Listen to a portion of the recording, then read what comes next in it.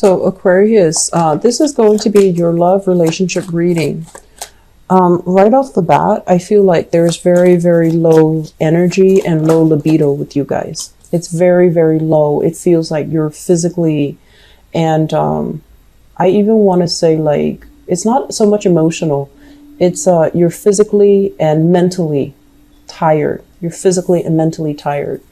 And so you just don't, really feel, if you're single, for example, you just don't really feel like getting dressed up, going out, wearing, high heels or wearing uncomfortable shoes if you're not female, and, dancing the night away. It's like you're tired. You'd rather spend your time in seclusion, and you'd rather, stay home and enjoy your space with like a book or, just doing like home entertainment. I feel like you're tired. And then I'm also feeling some of you, you have a relationship partner, but, you've been working a lot. So you might not have time to nurture the relationship or to even, get together often with your significant other. So I also see that coming in, but also that same energy before about interference when it comes to, your love relationship as well. That can be a little bit taxing. So let me talk about this. And I mentioned to the other signs, I'm trying to do the love reading in a little bit of a different style, mainly so that I can capture all the different narratives. So let's talk about this. We have here an earth sign. This is a Taurus, a Virgo, or a Capricorn, their sun, moon, or rising. This is the Page of Pentacles. Okay. When I look at this person, I always feel like it's somebody that can be a little bit more on the materialistic end. So that means they care about, money. They care about how much someone makes. They care about appearances. They care about reputation and career and things like that. It doesn't mean they're unethical, but I also feel like it's somebody that talks a lot about money, how much they have, how much they don't have. It's somebody who places a little bit too much emphasis on material things, security things. And I'm also feeling as well, their income, their spending always catches up with their income. So that means they can be making, 200,000 a year in whatever unit of currency that you're thinking of. They can be making like 200,000, which is a lot of money. And their lifestyle, their spending always catches up with them. So they're under the premise that, I'm never making enough money. And when you have conversations with them, it seems very, shallow. It seems like there isn't any depth to it, and it can seem a little bit superficial. Okay. And I feel like there is a big sense of misunderstanding between you and this person. You might feel like, oh, they're so materially, bound to, they're so materially focused. How can I have a relationship with this person? How can I even have, how can I have more soulful connection with this person? Because there's so much on the surface, and I want something a little bit deeper. I want something a little bit more philosophical. So you have to also understand where you're coming from versus where they're coming from. They might have been in a place where, they've hit rock bottom financially. And so that's why they're so materially focused. And that's why they're also bringing that into their relationship. Whereas from your end, you're very, very innovative. You're ingenious when it comes to finding alternative ways of making money. You might also you might have also grown up in an environment where there was a lot of prosperity, a lot of wealth. And you never had to worry about financial resources the way this person does. And so if you're kind of faulting them for these things, you want to be a little bit careful. Okay.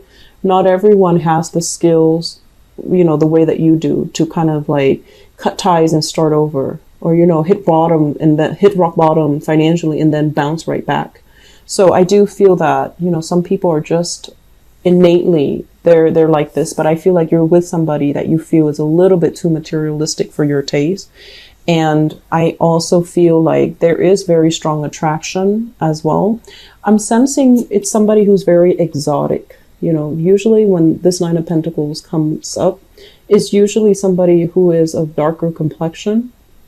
And it's somebody who is just, very, very worldly, very exotic. They dress really well. They look really stunning. They always look very clean and made up. And, they just dress really well. And so it could be some of you are with this person because you like the way that the two of you are seen together. You like as well the way that they look, or the way that they look when you're with them, or the way that other people look at you when you're with them. But altogether, this is, I'm sensing as well, it's a relationship that doesn't have a lot of substance. And I feel this is somebody that is new, emerging in your life. This is not somebody that, you've been dating for a long time. I do see a lot of independence between you and this person, where they're giving you the space to roam and to do things, and you like that. But on an innate level, there isn't enough emotional investment to really tie the two people together. Okay. So that's an earth sign. So this is workplace romance. This is people admiring your skills, admiring your business acumen, and they're also admiring how hard you work. Okay. The Three of Pentacles is usually finance related. It's somebody that has a lot of skills, that is, in a position where they're telling people, you should do this, you should do that. And I feel this is your energy, where you're telling people you're able to, I feel like, train people, or you're able to help people solve problems, and you're doing it in a very skilled and methodical manner. And as a result of it, somebody in your work environment is really admiring you. I feel like they're trying to keep their distance, and they're trying to be very professional, but you can look in their faces, and sometimes they look at you and you catch them looking at you. Well, they're interested. So we have some,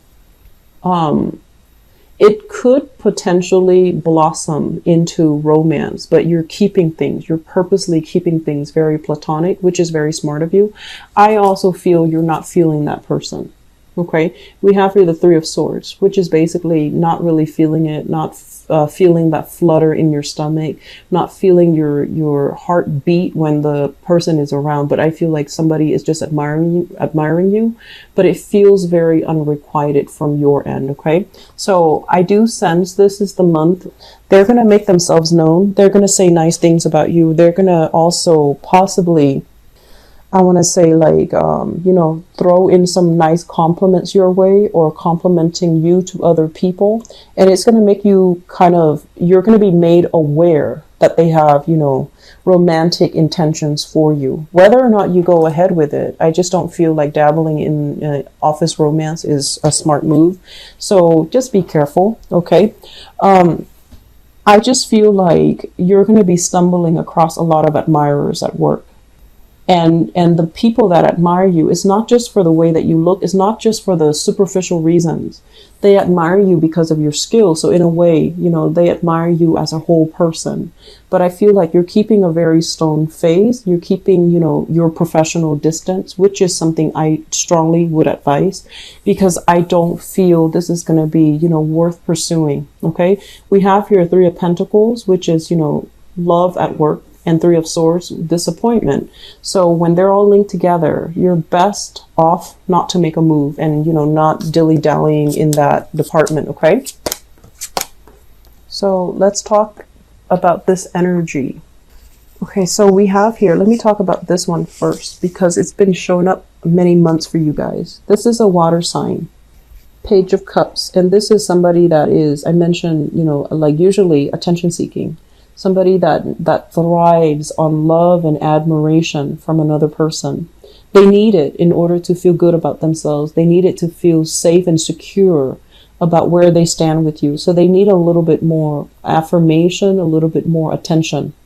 Not that they're emotionally needy. I don't feel that they are like that. But when they love somebody, they love with their whole heart. And they need that, constant feedback. Okay, so that they're not like led astray. So we have your water sign. This is a Pisces, a Cancer, or a Scorpio. It's showing up in the reverse position.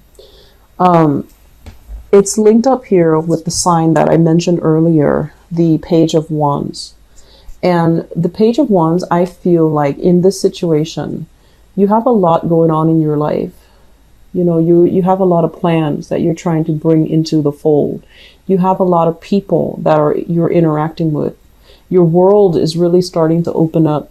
And I also feel like you're at a point where being single is really not going to hurt you at all. You actually welcome the freedom to come and go as you please. You welcome the chance to be on your own and not have to make decisions based on another person.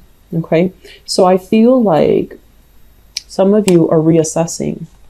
If you are in a relationship here with a water sign, or if you are in a relationship here with a fire sign, so Sagittarius, Aries, Leo, and this is Scorpio, Pisces, Cancer, in the reverse position, a lot of you are reassessing your bond here with this water sign. You're trying to think like practically, is this going to work? And you're trying to think as well, are they as willing to build with me as I am with them? And you're also trying to think like, is this something, is there more to it, or is this it? If I nurture it and you know, really invest my time, my energy in this relationship, is the other person on board as well? Is the other person going to be as committed? And is the other person going to, you know, are they sincere? Is there are their feelings actually real? So I do see a lot of reassessment that's happening here. And I'm also sensing as well, there's both of these are pages, and pages are very, very young energy. And earlier you had a page of pentacles as well. So if we were to look at this, it's almost like you're purposely dating people who are not ready for relationships. That's what it feels like to me. Mainly because it's lighthearted, it's non-committal, it can be very fun. And I'm also sensing many of you are shifting partners, you know, going on a date Monday with this person, Tuesday with another person, Wednesday with another person. And then you have a lot of admirers in your work environment. So you're trying to just, you know, be single, have your cake and eat it too. And that's fine. But at one point, you know, you're going to be feeling quite empty.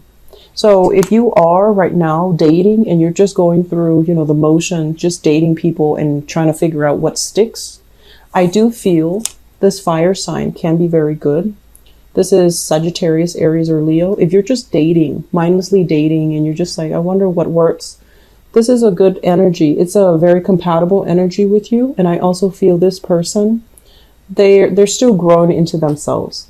And then this earth sign, if you're newly dating, I'm sensing that they might be a little bit too, like the conversation will not be very deep. It's not going to be deep the way that you want.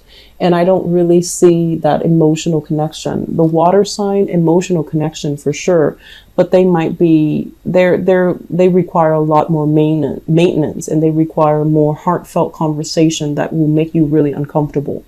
So the fire sign looks good for those who are, you know, meeting new people and dating. Okay. So let me see what's showing up here as your advice for this month, Aquarius. Okay, so your advice, Aquarius. What I'm feeling here is this. Let's talk about this. This is letting go of things that are weighing us down, letting go of things that we're clinging on to out of security, but it's not really serving it a higher purpose. It's not entirely, I want to say, long-term building. So if you're just dating a lot of people and you're just going through the motions, right? And you're just like, I don't really want to build a relationship, but I want to have it all. And the people around you are serious about you. You're going to end up, you know, breaking some hearts. So it's important for you to, you know, let people go if you don't have serious intentions. And I mentioned this as well. I believe with the Capricorn people, the energy it's blurred together. And so my advice here as well is if you're dealing with somebody that is, you know, a lot more emotionally needy than you would like, it's not a good combination. And then it will inadvertently trigger a lot of jealousies, a lot of hostilities, and a lot of like, oh, you don't need me or you don't want me. So it can create a lot of friction in the relationship.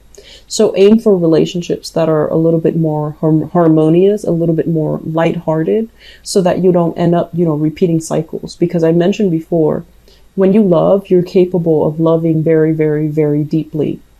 But I also feel like, you know, everyone's your friend. So you feel like if I were to stop dating this person, I'm not going to be their friends anymore, and that would suck. So then you try to cling on to that relationship, and it's not really going to be good. Okay. So if you are dabbling with multiple partners, you really want to reassess, which one is viable. If none of them are viable, that's fine. Let them all go so that you can figure out something else. And then I'm also feeling, if you're dealing with, somebody with control issues, if you're hanging on to a relationship that doesn't really have a future as well, either because of control issues, wanting to make things work, and, kind of like, I want to say rationalizing or lying to yourself that this is the one, that's also not going to serve its purpose. So, try to release some things, okay? Release baggage, release excess energy, because holding on to it is really going to affect you. It's really going to eat up your time. It's going to get you all distracted. And this is the month where you need to be very strong, and you need to try to do the right thing, and you need to kind of like channel messages from your higher self in order to do the right thing and the ethical thing, and to avoid all of this mindless bickering, wasting your energy, arguing with people that don't really have, conversations that lead nowhere, I want to say. So it's a very good idea overall to release baggage. Okay. If there are, disputes and things like that in relationship, try to approach it from a spirit of understanding as well. I do see bickering coming in between you and a relationship partner. In the general reading, I mentioned that. So it's really important for you to get yourself centered so that you're not wasting your energy with things or conversations that don't really have a resolution. All right. So I'm going to leave it at that. I wish you the best, Aquarius. Take care of yourself. Okay. And I'll be back. Bye-bye. Bye-bye. Bye-bye.